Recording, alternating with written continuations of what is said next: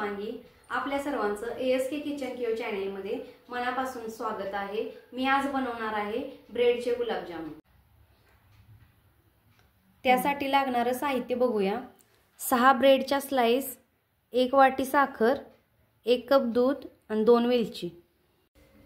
सुरुवातीला ब्रेडच्या स्लाइस आपण कट करून घेऊया। यासाठी कडा आपण कट करायचे आहेत।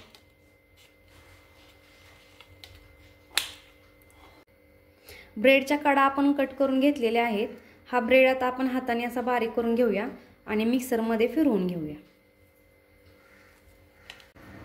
आपले ब्रेडचे तुकडे आता तयार झालेले आहेत। हे आता आपण मिक्सर मध्ये बारीक करून घेणार आहोत।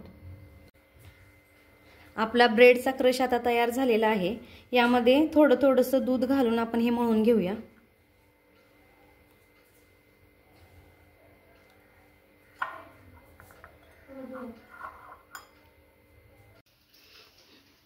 ब्रेड मध्ये दूध मिक्स झालेला आहे।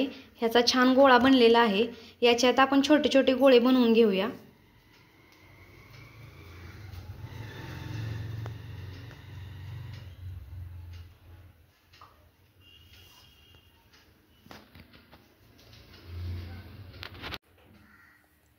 आपले गोळे बनवून झालेले आहेत।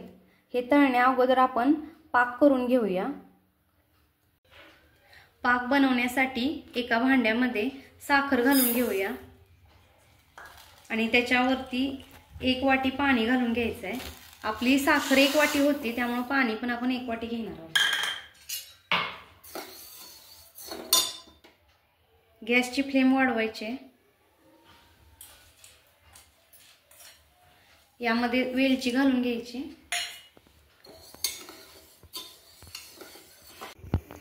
गुलाबजामुनसाठी पाक आपल्याला 2 तारी बनवायचा नाहीये। या पाकाला 5 मिनिटं उकळी येऊन द्यायची आणि थोडासा चिकट झाला की मग गॅस बंद करून घ्यायचा। पाक आपला तयार झालेला आहे का आपण एकदा चेक करून घेऊया। थोडासा चिकटपणा आला ना आपला पाक तयार आहे असं समजावं आणि गॅस बंद करायचा आहे। गुलाबजाम तळण्यासाठी एका कढईमध्ये तेल तापवून घ्यायचं आहे। आपण तेलाऐवजी तूपही वापरू शकतो। तेल गरम करून घ्यायचं आहे आणि त्यानंतर आपण फ्लेम कमी करून घ्यायचे। आपलं तेल आता गरम झालेलं आहे। गुलाबजाम आपण यातनं तळून घेऊया।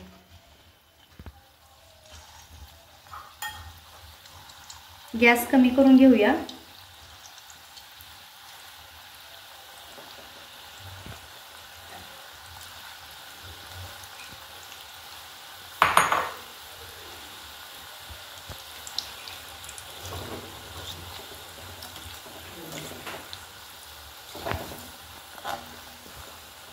हे आपल्याला सतत हलवून घ्यायचं आहे म्हणजे ते एकसारखे भाजले जातील।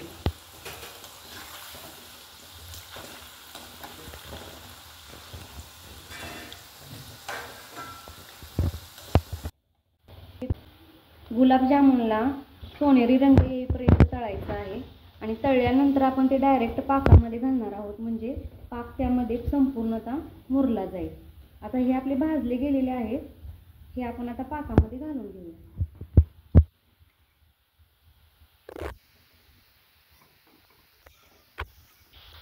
साधारणतः 6 ब्रेडच्या स्लाइस मध्ये 10 गुलाबजामुन होतात। 5 मिनिटं आपण यामध्ये असंच मुरून द्यायचं आहे। 5 मिनिटांनंतर आपण ते चेक करूया। आपल्या गुलाबजामुन मध्ये पाक आता मुरलेला आहे। आपण एका डिश मध्ये काढून घेऊन ते सर्व करूया।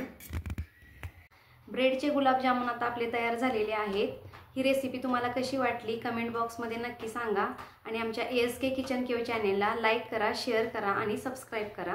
Thank you.